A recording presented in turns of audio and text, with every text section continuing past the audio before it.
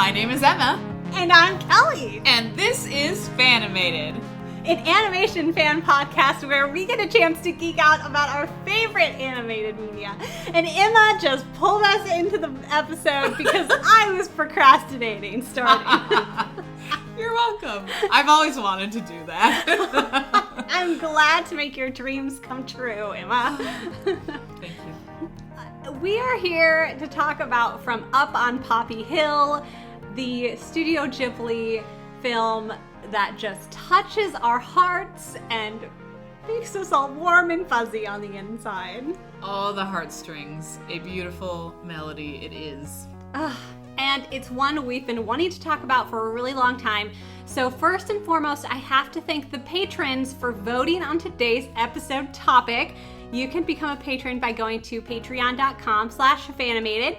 For just $1 a month, you can vote on episode topics, hear all the bonus episodes and all of that, and lots of other random content. If you want to know what's up behind the scenes, patreon.com/Fanimated. So thank you to everyone who is a patron, and thank you for voting on From Up on Poppy Hill. Yes, thank you. I've been wanting to talk about this one personally.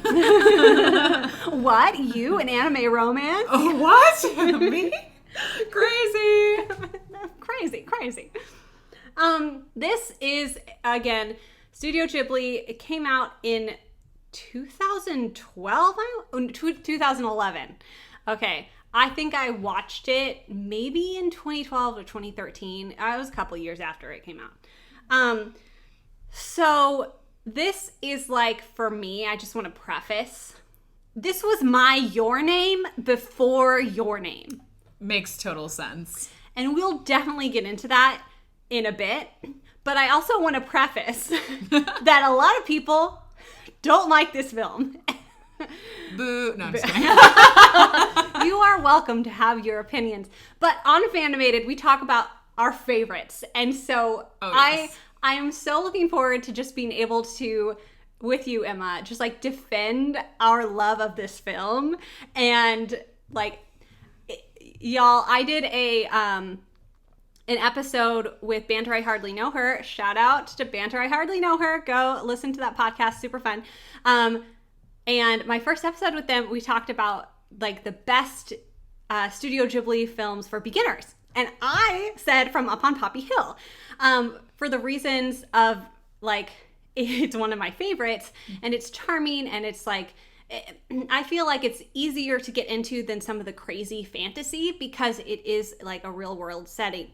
And since that episode, I've been wanting to like defend my choice. Yes, absolutely. Because it is charming. It's so good. And I think it is a great one for beginners because, I mean, I love Spirited Away. It is one of my favorites. But if you're not used to anime, it can be a trippy ride and you're like, what is happening? So yes. I highly recommend From Up on Poppy Hill for those beginners out there. Yeah, I do too.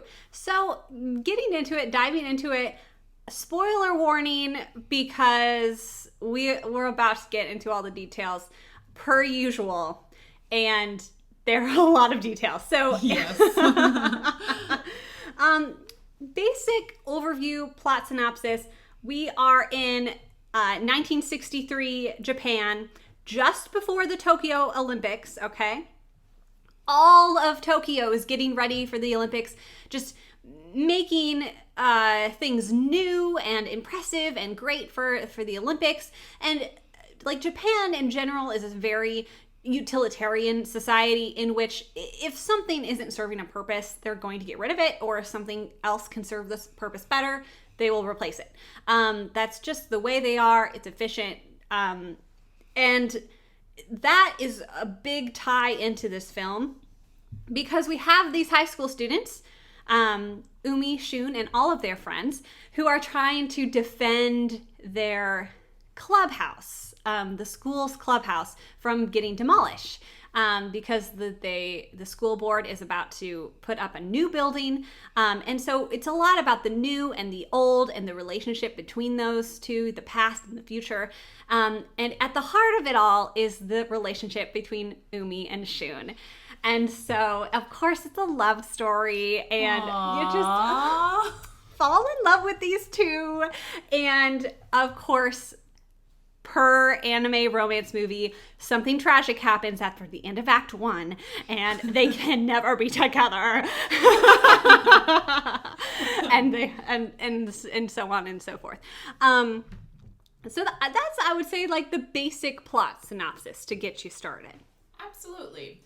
And I think we should mention probably where the name comes from Up on Poppy Hill, in that another like part of the storyline that goes along with this is we're seeing like the flashbacks and the history of both the main characters. And so in this case, Umi, she lost her father in the war at sea, and he would teach her how to use flags as a way to send messages. And so when he left for the war, Umi would continue to raise flags on Poppy Hill in order to send messages or as a sort of memorial to her father in mourning him. So that's where the name stems from. Exactly. And so going in, let's focus on the first act of the film and just introduce the characters, who they are, what they're doing, and then we can go into the drama. Oh, yes. Oh, yes. So as you said, Umi always raises the flags every day. She's very diligent, hardworking. She is basically the mom of the house when her mom is away. She's studying in America to be a doctor, and Umi does all the household chores, manages the finances of this house, this boarding house that her grandmother owns, and makes the breakfast and the lunches and like makes all the food, does like helps the laundry, does the grocery shopping, everything. Let me just say that every time Umi is cooking something, I just want to reach through the screen and eat it. Oh, Studio Ghibli food is always so good looking. You're just like, good. Oh my goodness, give me some of that.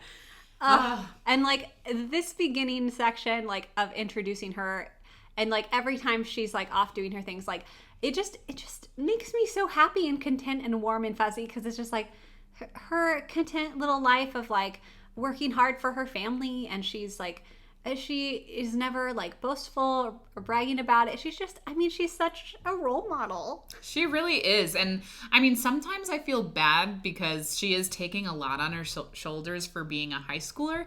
But at the same time, she enjoys what she's doing. Like, she enjoys cooking for all the ladies and her brother in the house. And it sometimes does surprise me that like her grandmother doesn't do more because she's the head of the household. But, you know, at least Umi does enjoy what she does, and eventually she gets more involved with school activities, and that takes more of her time away from the house, which can, you know, be a detriment in some ways, but it's not like ruining her life or bringing her down, because, she might have been late to serve a dinner, but, you know, she got to be a kid that day and just hang out with friends. Yeah, I think it's good when she's able to, like, do some other things for herself, which is fun. Yeah. And then we have Shun. And I love the introduction of Shun. Yes. They're at school. And again, all of these boys are trying to, you know, keep the clubhouse. And so what they do as an act of marketing, basically, is Shun jumps from the roof of one of the buildings into like a drainage catch, like just this big body of water on the grounds. And granted, he hits a tree first and then falls into the water, but otherwise he'd probably be dead. Yeah. Boys. Yeah. And so he is not afraid of anything, pretty forward, and cares a lot about this problem of the schoolhouse, you know, being up for demolishment. And he and his best friend are you know, running the newspaper and trying to get people on their side, to, you know, rally the people. And so here we have Shun and Umi, and there's some chemistry there. And Umi is kind of brought in to help with the stenciling of the paper, because they're, of course, it's the 60s and they're doing this very old-fashioned. And so then, of course, Shun and Umi get to spend some extra time together. Classic. This film makes you absolutely fall in love with this couple, like, so quickly.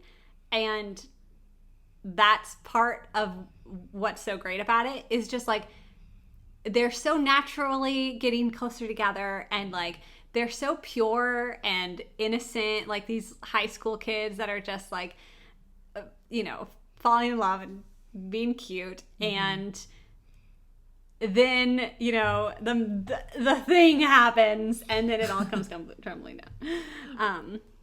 So what I especially love about their relationship is that in the beginnings of it, Umi's younger sister, Sora, has a thing for Shun's best friend, Shiro. And so these two are like outwardly like bonding with each other and hanging out.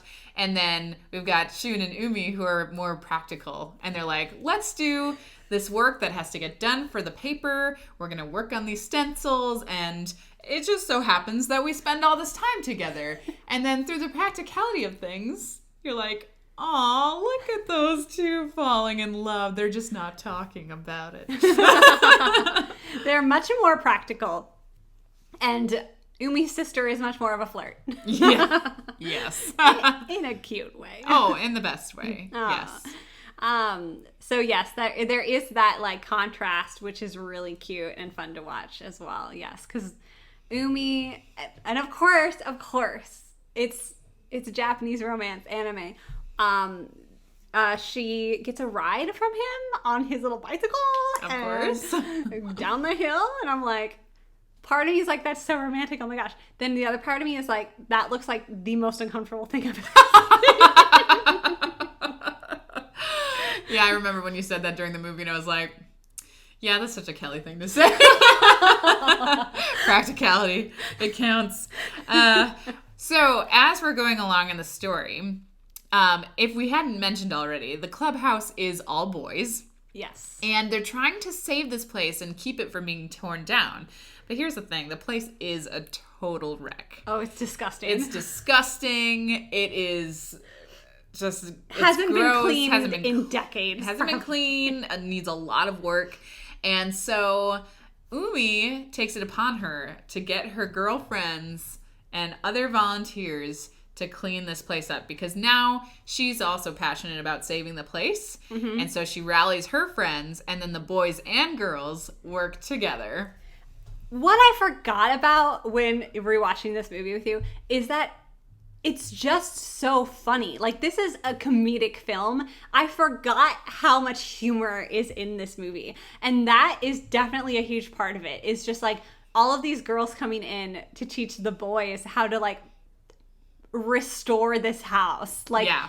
It's so fun. One of my favorite little snippets is this girl whose dad like does plaster work. She like comes in and takes the plaster stuff from the guys and like just starts doing it like a pro, and it's so funny. It's so funny because they're like, you guys don't know how to do anything. So all these wonderful girls are just bosses coming in and showing them and teaching them how to do proper cleaning and restorative practices. And it's really funny. There's this one guy who has his little philosophy shed. Yes, the philosophy guy is the best. It's just him in this club. So there's multiple clubs in this clubhouse.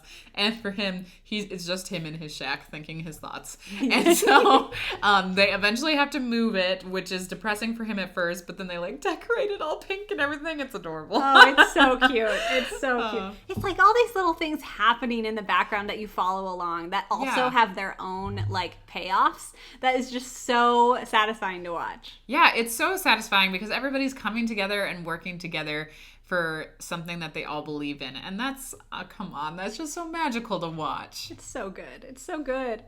It's anime. It's determination and the power of friendship. We should talk about the scene where we have the debate.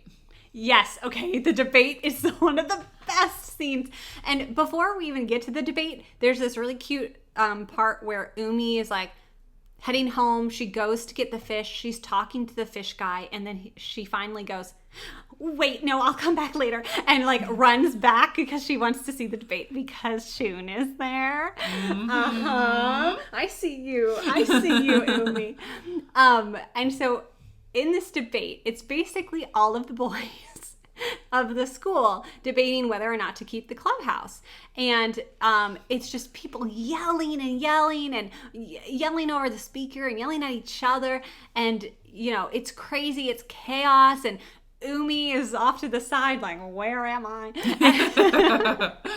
And then it's absolutely insane. And then Shiro has a little lookout, and the lookout comes and like waves around, and Shiro walks up to the stage and just starts singing this song, and then everyone slowly stops fighting and bickering, and they all stand to attention and they start singing too. And then the teachers walk in. They survey the students. They're all singing together in harmony. And then they walk like, oh, nothing's going on right here. There's no fighting happening. Great. Look at these kids singing a school song. All right, let's move on. Like that is the best indicator of like Shiro's personality, of just like he is in charge. Like he is like just clever and like can get away with everything, because he has a plan in place for when the teachers come. Like, who is this kid? Like, he's the student body president, I believe. So, he's definitely shows it. Yes, that scene is so hilarious, because it definitely shows he knows what's going on and he has a plan. Even around the teachers, like, it just was like, oh my gosh, this guy's so sly. So sly. Witty. Yes. So it's a very comedic movie, and regardless of the rest of the plot we're about to go and dive into, like, it is something that I kind of forgot about because the rest of the drama is so impactful, but it is a comedic film and very fun and ultimately very heartwarming. Yeah, I was just thinking about how when I first watched this film, it was probably my junior year of college, I think, somewhere around there. But when I think about it, all I can think about is the tragedy that awaits. Mm-hmm. But then rewatching it this time with you, I was like, wow, this is so hilarious and heartwarming and charming. Like, yes. It's so good. It's so good. And it really just like, so this whole first act just like makes you fall in love with these characters and their story and their romance. Like, it just truly like just brings you along in this magical journey, and you're like, this is perfect. I love them. And then, of course, tragedy strikes. And Shun comes to realize that Umi's father was his birth father. And so, yikes! Yes, we can all just go yikes for a second. When that moment was, like, happening... So the reason they find out is because they share an old photo because they have like this thing in common where like, oh, my dad was in the war too. So it's like a way that Umi and Shun connect, and it's like, oh, they're bonding. And then they show each other their photos, and then it kind of clicks of like, wait a minute, I've seen that photo before. Yeah, Shun immediately recognizes the photo, and it's just like, his face falls, and the music is like, dum, dum. And that's it, and then you don't really get the full conclusion until much later, a little later. But it's just like, oh no, what's wrong? Like, yes. Yikes. And then when it's fully revealed that they have the same father, I was so heartbroken, so shocked, and I was devastated because, usually when tragedy happens in anime, especially romance anime, well, there's a light at the end of the tunnel. There's some sort of hope. But no, okay? There's no hope. There's no hope. You say our fathers are the same people. Sorry, no incest here. Cut. We're done. We're done. Like, you can't. End of the movie. There is no way for this to get better. There is no possible way. So I was ready to quit. I was like, well, that's stupid. Now we just gotta suffer for the rest of the movie. Roll credits. Yes, and that's what's crazy about this film, is that it's so emotionally impactful. And ultimately, that is why I love this film so much, because they're able to completely manipulate your emotions. And for me, this is like one of my like biggest experiences of that, of just like wholeheartedly rooting for this couple, completely in love with them, can't wait to see them to get together, and then they completely pull the rug out from under you. There is no hope. They are siblings, and you're like, what the crap just happened? Yeah, there is no solution. It just like it's the power of a story to be able to like get that kind of response out of you, you know, like that kind of deep emotional like for them to be able to take you on this roller coaster ride, like the true power of that is absolutely astounding to me. And one of the reasons I absolutely adore this film is because it's flabbergasting how they're able to like completely wreck me. Absolutely. I mean, that's why this is like our precursor to Your Name. Before we saw Your Name, this was our Your Name because of that dramatic, there's no way that these two can be together. What? Yes, truly. And, you know, no big spoilers for Your Name if you haven't watched it. I highly recommend it. But, like, it follows a similar formula of your first act, you fall in love with characters, they fall in love with each other, tragedy strikes. And ultimately, I will say Your Name is a better film in many respects. Agreed. But before Your Name, this was our Your Name. Because Yes. it was like, this is the emotional, like, just pull my heart out, like, you know, kind of You film. took me on this beautiful journey and then you ripped my heart out and threw it on the ground. And you sit there and you just go, why? Why even toy with my emotions? When Why would you do this? Come on! What? Come on, people. Ugh, the Miyazakis. So, of course, they continuing on with the film, they, like, drag you through this mud for a long time. Yeah. So, I mean, if you haven't seen this film, don't you want to watch it now? Like, aren't you so intrigued? It's like they fully, like, get you hooked on this movie with this cute couple, and then you're already hooked. You can't let go. So now they have to, like, you have to be with them and sit through this uncomfortable horror show. It is so uncomfortable because it's not that they are doing weird things or anything. It's just more of like their daily interactions with each other now that they know the truth. It's that idea of like, oh shoot, I had feelings for you. What do I do now? Like, this is really uncomfortable. They are very, very mature. Like, they are immediately like, here's the problem. Here's the thing. We gotta stop. Okay, we're done. And but regardless, like, it's still hard because they had these feelings for each other, have these feelings for each other, and you as an audience member are just like, I mean, everyone, the characters and us, are just like grieving of what we thought was gonna happen, of what could have been, and then suddenly this truth just totally just causes all this upheaval. Right.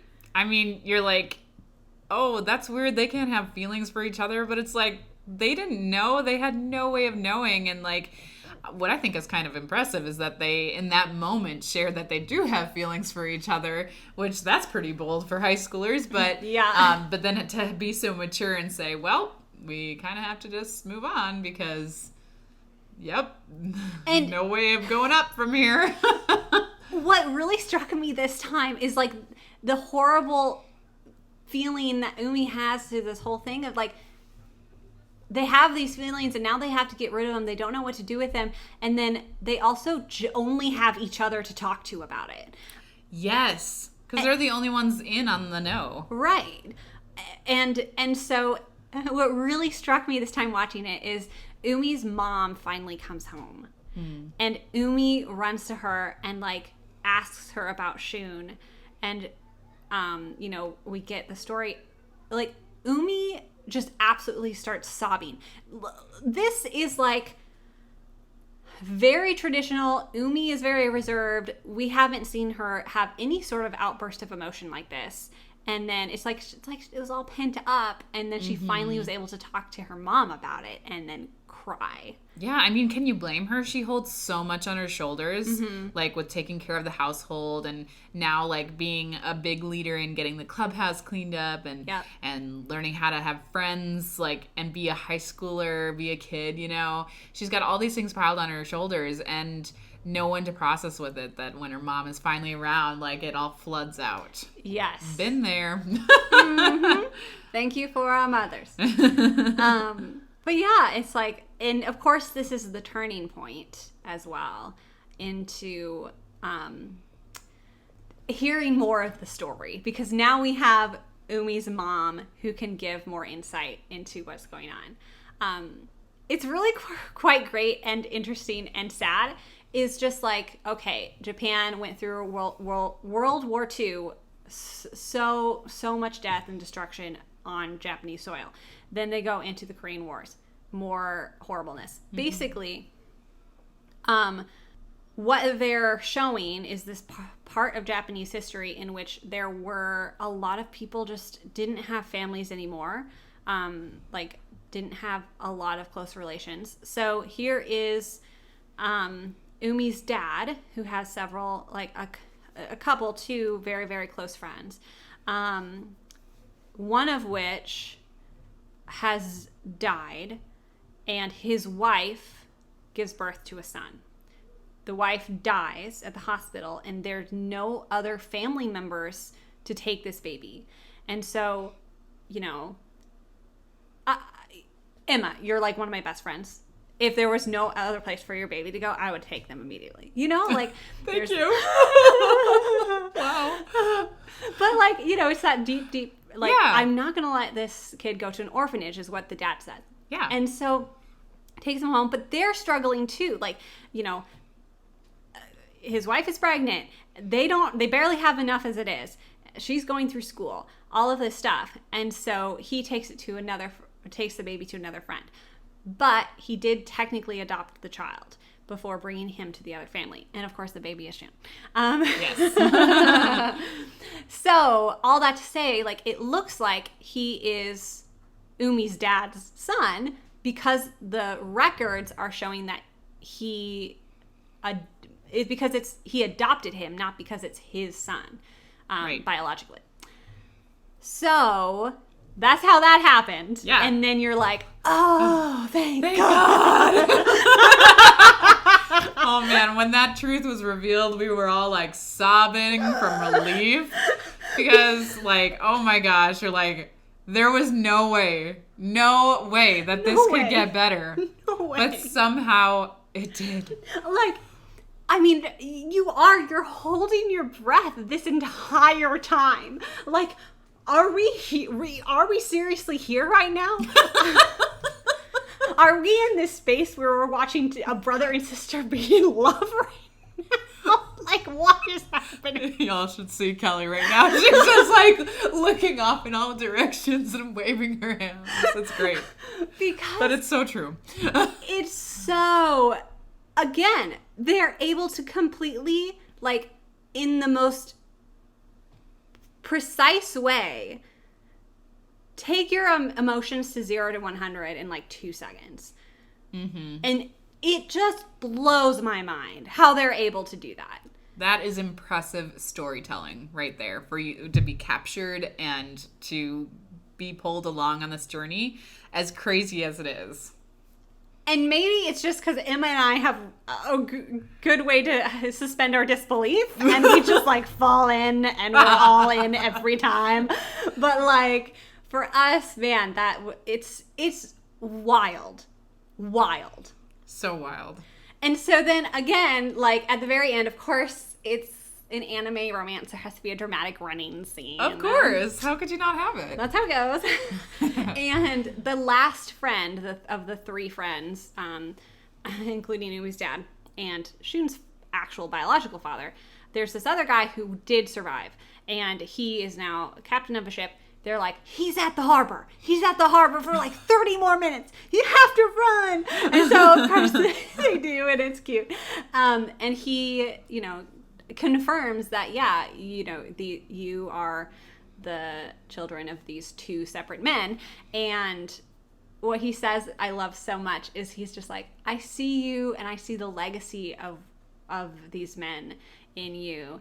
And it just brings together the whole theme, right, of the new versus the old, the history versus the future.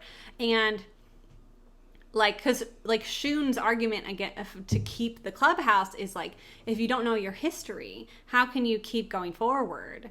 And here they are in their own lives, like having to understand and fully take in their history to be able to move forward. Yeah. As my dad once said, your history tells you where you're going. Profound words. Profound. Indeed. And then, you know, they all ride off on the boat, and Shun and Umi are super cute, just hanging out. They're super cute. Oh my god. And they live happily ever after. And they can be together, and it's not weird. But it definitely is, though, one of those movies that I need to know someone well before I introduce them to it, because it is so weird. And some people can't handle that uncomfortableness. Yeah, it's not weird in, like, the story arc. Like, it's a very familiar story. Yes. Like, as far as, like, romance, tragedy.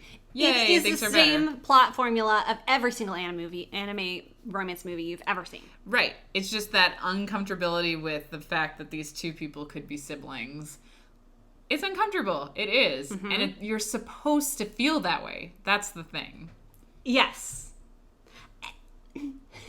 It's just like, how much did I trust these filmmakers just going in a whole hog? I love this couple, and now my trust has been dashed, and I trust nobody.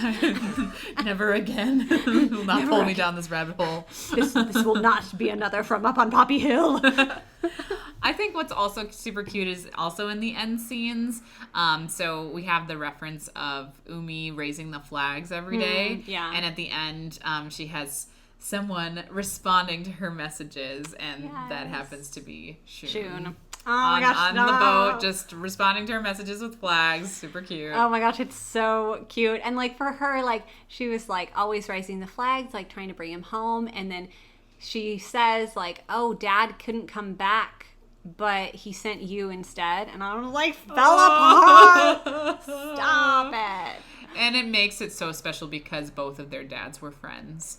So yes. The fact that they're connecting to each other through a practice that both of their dads did, like, that just makes it all the more special. Guys, I love this trope of, like, our parents were friends. And now we're together. I always love, like, connections to, like, their parents. You know me. Yeah, it's that shared history is really special. Yeah, it's so cute. It's so just cute. Like, dang, there's a legacy of these men. And they found each other. Yeah. Stop. It's adorable. So I want to say that this, production-wise, is a Goro Miyazaki production directed by Goro Miyazaki, the son of Hayao Miyazaki. But Senior Miyazaki did work on the script, so... Big surprise. Surprising nobody. And I really... This definitely pushed me to be more open to Goro Miyazaki's work, and I really like him as a director because I like his films, and this is one of them. And is a big reason why... I was kind of like, yeah, actually, he's not too half bad either. Clearly. He toyed with my emotions so much. Yeah, you're telling me. Oh my gosh. I think Goro Miyazaki played a character. Wait, really? Yeah, the world history teacher. Oh, fun. What? That's so fun. That is cool. Well, I mean, if you're the director, you might as well just put yourself in there. Yeah, why not? I would if I were him. Yeah. Put me in the movie. Goro has also directed Tales from Earthsea and Earwig and the Witch, which Earwig and the Witch is a newer one. Tales from Earthsea was like 2006. We have to watch Tales from Earthsea. You haven't watched that yet, have you? I have not seen it, no. I recommend to everybody. Is it a little choppy? Yes. But is it a fantastical world that I love? Yes. Those seem like good reasons to me. Absolutely. And, I mean, knowing my history of animation, choppy, it's fine. It's fine. Hey, we all know Goro is not Hayao Miyazaki, like, obviously. But he does a pretty good job. Yes. I mean, I couldn't do better, so. And I needed to say that the music is by Satoshi Takabe. His only time working with Ghibli. And the music absolutely makes this film phenomenal. It really does. I say that all the time, but like, music is such a heavy piece. Like, I was watching the Words Bubble Up Like Soda Pop. Yeah. Super fun. Love the animation, colors. Oh my gosh, like I drool. But so the cute. Music did not hit home at all. Yeah. And it really makes a difference. It bumps it down so many tiers if the music isn't good. From Up on Poppy Hill has a soundtrack I still listen to all the time. It brings the charming life of Act 1 like to life, and then also like the really tragic, story of Act 2. Yes. Also, like it's just like it really brings the mood, the themes to life.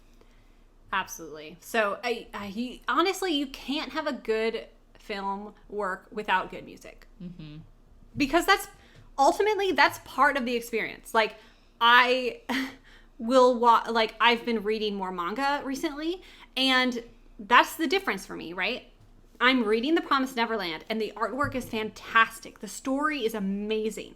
But it's the directorial pacing of something and shots of something, right? A film is taking you through the action in a specific amount of time and from a specific perspective, right? And then it's the addition of music. And those are the two biggest things that make it different from reading a manga. Because a manga, you're going at your own pace. You don't have music. And then a film is taking you through this experience, specific time, and with music. So if the music isn't great, then why are you even?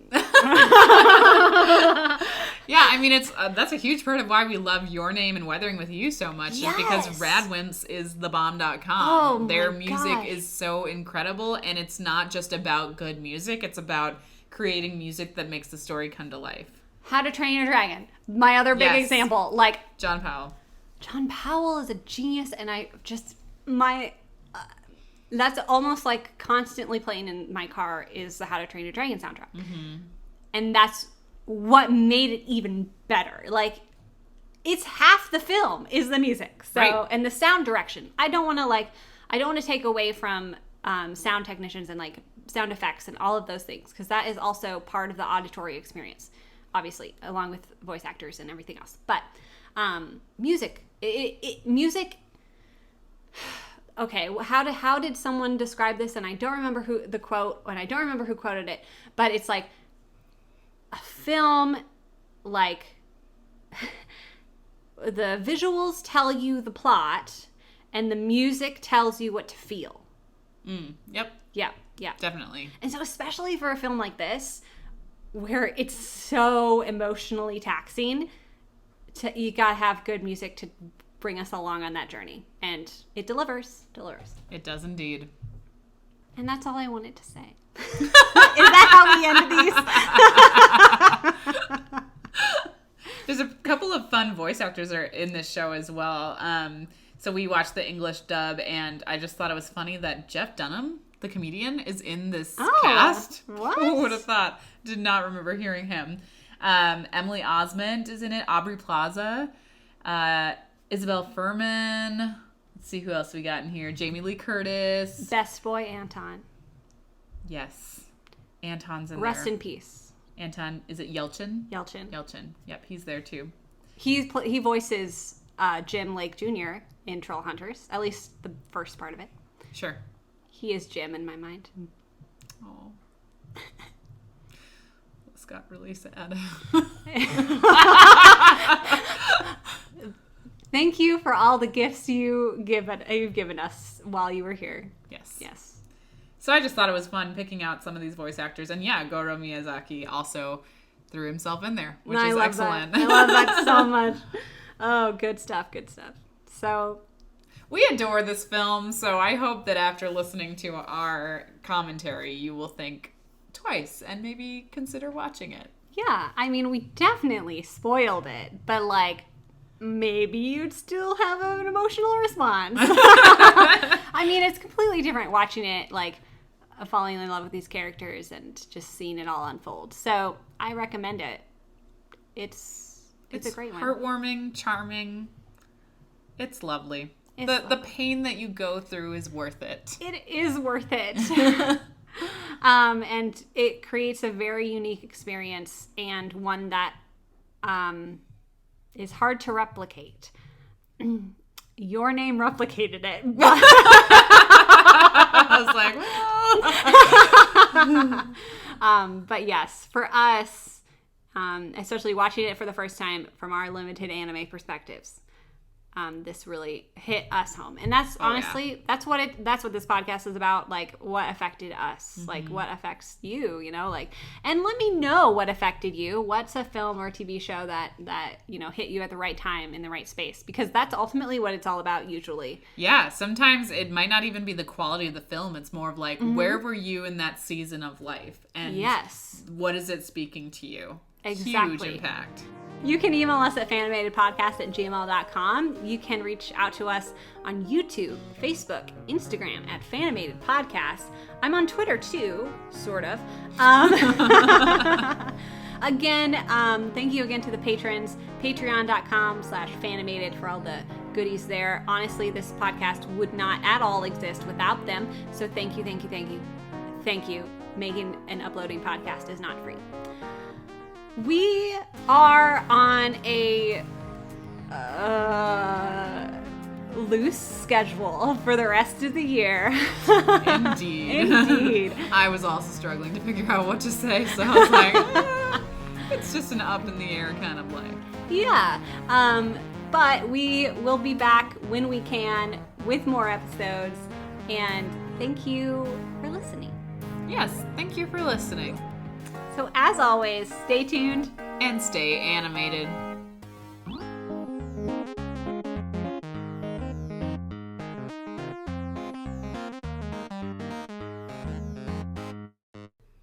The hallway is having a party, and I am continuing to procrastinate starting this episode. So, all right, let's start.